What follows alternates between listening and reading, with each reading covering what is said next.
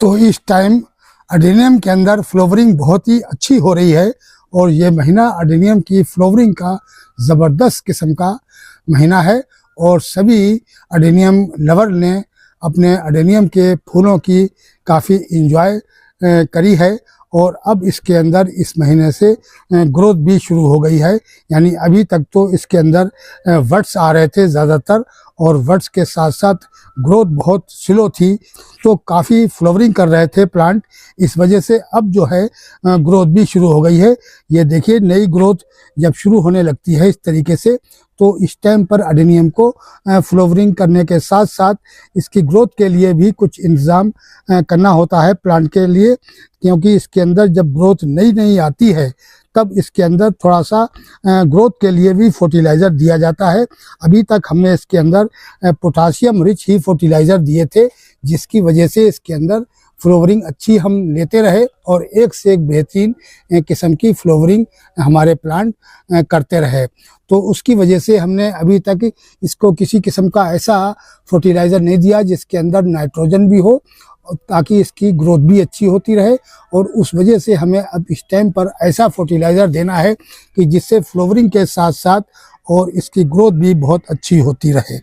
तो चलते हैं आज साथियों, हम किस किस्म का फर्टिलाइज़र देंगे जिससे हमारे प्लांटों की ग्रोथ भी तेज़ी से हो। ये देखिए, अब नए नए फुटाव लेने लगे हैं प्लांट और ग्रोथ भी साथ में होने लगी है। हेलो गाइस एवरीवन, कैसे हैं आप लोग? आप देख रहे हैं my YouTube channel the Mughals heaven. Mughal heaven में आप लोगों का स्वागत है। तो इस महीने में अडेनियम की काफ़ी अच्छी फ्लावरिंग हुई है और अभी आगे होती रहेगी इस तरीके से। फूल तो मई जून में भी आते हैं, लेकिन उस टाइम के फूल टिकते नहीं हैं ज़्यादा देर तक, क्योंकि गर्मी इतनी तेज़ हो जाती है, टेम्परेचर 40 से ऊपर निकल जाता है। इधर फूल खिलते हैं तो उधर शाम तक मुरझा जाते हैं और बहुत सी कलियां भी बरन होके गिरने लगती हैं। तो मई जून में फ्लावरिंग ठीक से नहीं हो पाती है और बहुत से प्लांट फ्लावरिंग बंद भी कर देते हैं, क्योंकि जिन प्लांटों के अंदर इस टाइम पर फूल आ रहे हैं तो आगे चल के ये फूल खिल के ख़त्म हो जाएंगे और फिर मई जून के अंदर फिर उनके अंदर वर्ड्स नहीं आते हैं। फिर थोड़ा जब ठंडा मौसम होता है, जून के बाद में आधी जून जब निकल जाती है तो 25-26 जून से बारिशें शुरू होने लगती हैं। तो बारिश जब अडेनियम को मिलने लगती है तो अडेनियम को काफ़ी राहत मिलती है, थोड़ा ठंडा मौसम भी होने लगता है। उस टाइम पर दोबारा से फिर वर्ड्स आने लगते हैं और उस टाइम पर ज़्यादातर बारिश के पानी से वर्ड्स जो हैं वो गिर जाते हैं। अगर थोड़ी बहुत बारिश हुई और उसके बाद में रुक गई कुछ दिन के लिए तो वर्ड्स खिल जाएंगे, और नहीं तो कंटिन्यू अगर बारिश होती रहती है तो उनके वर्ड्स काले पड़ के गिर जाते हैं, फूल फिर खिलते नहीं हैं। तो ये महीना जो होता है ये अच्छी फ्लावरिंग का महीना होता है। इसमें टेम्परेचर बहुत ज़्यादा भी नहीं होता है, लगभग 37, 38 और 39 इतना टेम्परेचर रहता है। तो इसमें अडेनियम बहुत अच्छी फ्लावरिंग करता है और इसी महीने में अडेनियम की ग्रोथ भी शुरू हो जाती है। यानी फरवरी से लेकर और अब तक जो फ्लावरिंग हुई है वो यानी लगभग बर्ड्स तो फरवरी से आने शुरू हो जाते हैं, लेकिन उनकी ग्रोथ नहीं होती है। बगैर ग्रोथ के अडेनियम सबसे पहले जो स्लो ग्रोथ होती है उसके अंदर सबसे पहले वर्ड्स निकालता है। तो वर्ड्स खिलते खिलते ये महीना पूरा ले लेता है, यानी फरवरी, मार्च और अप्रैल 3 महीने में काफ़ी फ्लावरिंग होती रहती है। और स्टार्टिंग तो फरवरी से शुरू हो जाती है, लेकिन उस टाइम पर अडेनियम की ग्रोथ तेज़ी से नहीं होती है। जिस अडेनियम के अंदर फ्लावरिंग नहीं आती है तो उसकी तो थोड़ी बहुत ग्रोथ होती है, बाकी जिनके अंदर फ्लावरिंग होती है उनके अंदर वर्ड्स जो है वो आते हैं और उनकी ग्रोथ ठीक से नहीं होती है। बस एक एक दो पत्ता छोटा सा निकलता है और बगैर पत्तों के ही अडेनियम फ्लावरिंग करते रहते हैं। तो इस टाइम पर तो अब ये जो महीना है इसके अंदर अडेनियम की फ्लावरिंग भी हो रही है और इसमें नए फुटाव लेकर और नई ग्रोथ भी अडेनियम ने शुरू कर दी है। काफ़ी तेज़ी के साथ अडेनियम की ग्रोथ शुरू हो चुकी है। तो इस टाइम पर अभी तक हम जो फर्टिलाइज़र इसको देते रहे थे वो ज़्यादातर पोटाशियम रिच फर्टिलाइज़र मैंने दिए थे और ज़्यादातर हमने शुरू में तो DAP वगैरह भी डाली है और 05234 काफ़ी डाली है और उसके बाद में पोटाश भी काफ़ी डाली है। तो इस किस्म के हम फर्टिलाइज़र पोटाशियम रिच इनको देते रहे थे।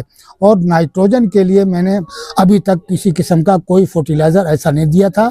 शुरू में स्टार्टिंग में ही एक मरतबा मैंने इसको ह्यूमिक एसिड दिया था, तो और उसके बाद में फिर अभी तक किसी किस्म का ग्रोथ के लिए कोई फर्टिलाइज़र ऐसा नहीं दिया, बस लिक्विड फर्टिलाइज़र, हम किचन वेस्ट लिक्विड फर्टिलाइज़र ही डालते रहे। तो साथियों, आज भी हम कुछ फर्टिलाइज़र इसको ऐसा देंगे जिसके अंदर नाइट्रोजन भी होगा और फास्फोरस भी होगा और पोटाशियम भी होगा। ये तीनों किस्म का हम फर्टिलाइज़र प्लांट को देंगे जिससे प्लांट की ग्रोथ भी अच्छी हो। ये जो पत्ते हैं इसके अंदर ग्रीनिश बढ़े और पौधा खूबसूरत हो जाए, पौधा बुशी हो जाए और इसका फुटाव अधिक हो और इसकी ब्रांचें भी काफ़ी ढेर सी निकलें, ताकि आने वाले टाइम पर हमारा पौधा काफ़ी बुशी हो जाए और जितना पौधा बुशी होगा उतनी अधिक फिर फ्लावरिंग करेगा। तो साथियों, अब हम इसके अंदर क्या क्या फर्टिलाइज़र देंगे वो हम आप लोगों के साथ शेयर करेंगे। तो ये मैंने 1 बाल्टी पानी लिया है, ज़रूरत के हिसाब से 1 बाल्टी पानी सारे अडेनियम के अंदर हो जाएगा। और ये 3 किस्म के फर्टिलाइज़र लिए हैं और ये तीनों लगभग ऑर्गेनिक हैं। समझ लो कि ये है साथियों ह्यूमिक एसिड। ह्यूमिक एसिड ये हम आधा टीस्पून के करीब पूरी बाल्टी के अंदर डालेंगे। लगभग ये 20 लीटर पानी है, तो 20 लीटर पानी के अंदर हम आधा टीस्पून के करीब हम डालेंगे इसको। थोड़ा सा हम इसको ज़्यादा फर्टिलाइज़र इस टाइम पर दे रहे हैं ह्यूमिक एसिड का, क्योंकि इस पहले हम 1/4 टीस्पून मिलाया करते थे 1 बाल्टी के अंदर, क्योंकि मुझे कम ग्रोथ चाहिए थी, लेकिन अब हमें ग्रोथ इसकी अच्छी चाहिए है, इसलिए मैं इसके अंदर आधा टीस्पून के करीब ह्यूमिक एसिड मिलाऊंगा। और दूसरा फर्टिलाइज़र है ये एक्सम सोल्ट। एक्सम सोल्ट को हम 1 टीस्पून के करीब मिलाऊंगा, 1 टीस्पून एक्सम सोल्ट मिलाएंगे। और तीसरा ये है kitchen waste liquid fertiliser.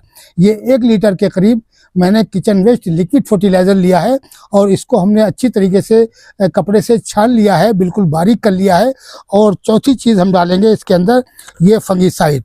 Fungicide भी हम इसके अंदर 1 टीस्पून के करीब डालेंगे।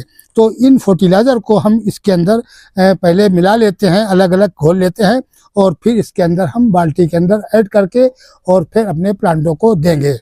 तो पहले हम थोड़ा सा पानी इसके अंदर से निकाल लेते हैं और इसी के अंदर हम सारे फर्टिलाइज़र अपने ऐड करेंगे। तो हम इसके अंदर आधा टीस्पून के करीब ये ह्यूमिक एसिड, ये देखिए आधा टीस्पून के करीब ये हम ह्यूमिक एसिड इसके अंदर ऐड करेंगे। थोड़ा सा और बढ़ा लेते हैं, ये देखिए इतना हम ह्यूमिक एसिड डालेंगे। और उसके बाद में 1 टीस्पून के करीब हम भर के बिल्कुल अच्छी तरीके से हम एक्सम सोल्ट डालेंगे इसके अंदर। ये देखिए अच्छी तरीके से पूरा भरा है ये टीस्पून, तो इसको हम इसके अंदर डाल दिया मैंने। अब इसके अंदर थोड़ा सा घोल दीजिए अच्छी तरीके से। वैसे भी ये घुलनशील होता है, बहुत तेज़ी के साथ ये घुल जाता है। और फंगिसाइड को हम ये किचन वेस्ट जो है इसके अंदर डालेंगे। तो हम अच्छी तरीके से 1 टीस्पून के करीब ये मैंने फंगिसाइड इसके अंदर ऐड कर दिया है। और इस फंगिसाइड को अब हम इसके अंदर मिला लेते हैं, पहले ही बाल्टी में डालने से पहले, क्योंकि बाल्टी के अंदर फिर ठीक से ये घुल नहीं पाता है। तो इस वजह से हम इस किचन वेस्ट के अंदर फंगिसाइड को डाल देते हैं। और ये किचन वेस्ट की वेस्ट पे ही हम फंगिसाइड डाल रहे हैं, नहीं तो हमें फंगिसाइड डालने की ज़रूरत नहीं है, क्योंकि ह्यूमिक एसिड जो होती है ये एंटी फंगल होती है और एक्सम सोल्ट जो है वो भी एंटी फंगल होती है। इस दोनों फर्टिलाइज़र से फंगस नहीं लगती है। सिर्फ हम जो किचन वेस्ट लिक्विड फर्टिलाइज़र डाल रहे हैं इसकी बेस पे ही हमें ये फंगिसाइड डालना पड़ रहा है इसके अंदर। किचन वेस्ट लिक्विड फर्टिलाइज़र आप जब भी डालें अपने प्लांट के अंदर, ख़ास तौर से अडेनियम में, तो उसके अंदर फंगिसाइड को ज़रूर मिला लीजिए। अब ये हमारा अच्छी तरीके से इसमें घुल चुका है। सबसे पहले हम इसको डाल देंगे इस बाल्टी के अंदर। ये देखिए बेहतरीन किस्म का गाढ़ा ये लिक्विड फर्टिलाइज़र है और इसने सारे पानी को देखिए इस तरीके से बना दिया है। ज़बरदस्त किस्म का ये फर्टिलाइज़र इस टाइम इसकी ग्रोथ के लिए और इसकी फ्लावरिंग के लिए बेहतरीन काम करेगा। अब इस फर्टिलाइज़र को जो हमने एक्सम सोल्ट और ह्यूमिक एसिड का घोल तैयार किया है, तो ये भी हम इसके अंदर ऐड कर देंगे।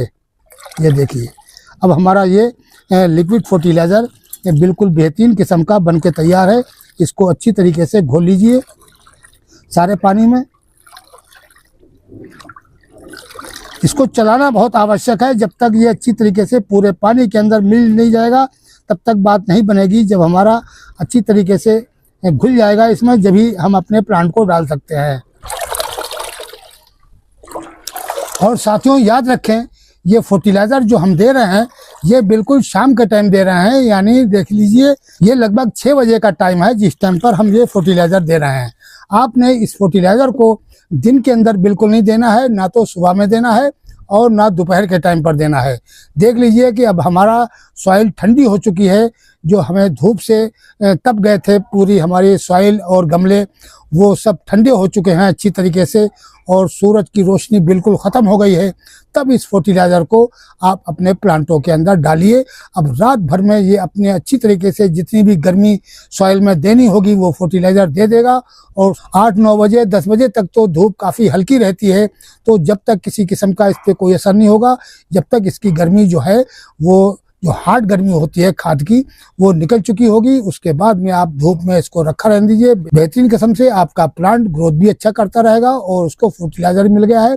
अब ये फर्टिलाइजर जो है कम से कम 2 दिन तक गमले को गीला रखेगा। 2 दिन के अंदर सारा फर्टिलाइजर पौधा अब्जॉर्ब कर लेगा अपने अंदर, और फिर ये कम से कम 10-12 दिन तक खूब बेहतरीन किस्म का जोर लगाएगा प्लांट के अंदर।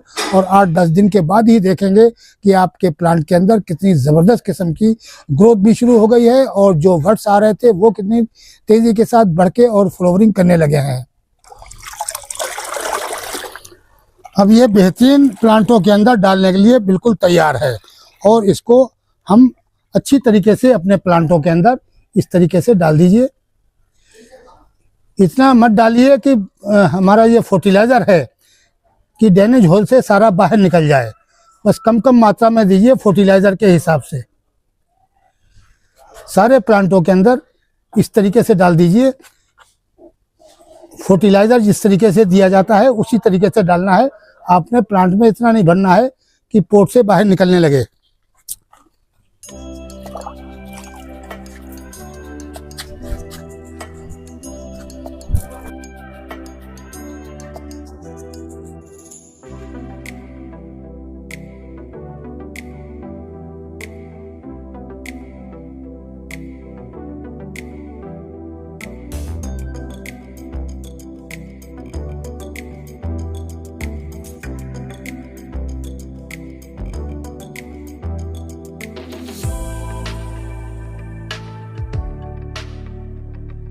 तो साथियों इसी तरीके से अभी हम सारे प्लांटों को ये फर्टिलाइज़र दे देंगे, और इसका आप रिजल्ट देखिए। बहुत बेहतरीन किस्म की ये हमने इसके अंदर नाइट्रोजन का भी हिसाब बना दिया है। पौधे की ग्रोथ भी बहुत प्यारी होगी और आपकी फ्लावरिंग भी बहुत अच्छी होती रहेगी, क्योंकि फ्लावरिंग जितनी होनी थी उसमें हो गई है, और जिसके अंदर वर्ड्स आ गए हैं वो भी सही है।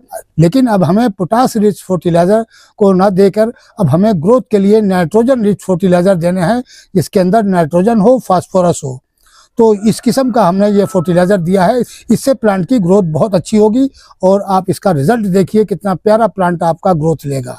तो साथियों इस तरीके से ये ऑर्गेनिक फर्टिलाइज़र जिसको आप हल्का कर लीजिए ज़्यादा पानी मिलाकर और अपने प्लांटों को दीजिए। मैंने इसके अंदर जो फर्टिलाइज़र दिए हैं, जो मिक्सचर बनाया है, देख लीजिए। इसके अंदर अब ऐसा फर्टिलाइज़र आप डालें ताकि इसकी ग्रोथ भी तेज़ी के साथ शुरू हो, और इसके अंदर फुटाव के साथ साथ नई नई ब्रांचें निकलें और पौधा बुशी हो जाए।